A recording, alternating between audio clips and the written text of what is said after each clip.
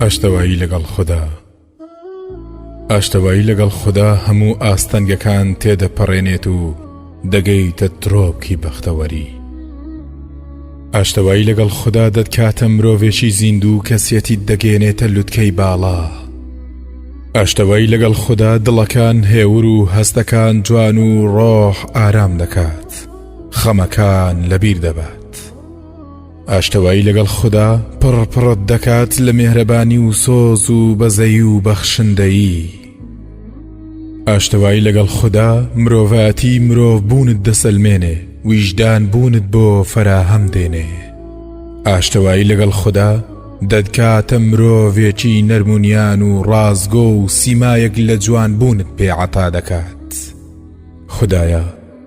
خدایە ئاشتەواییت هێندە نیعمەتێکی شیرینە، ئەی دەبێ لیقا و دیدارت چەندە خەمڕەوێن و چەند شیرین بێت.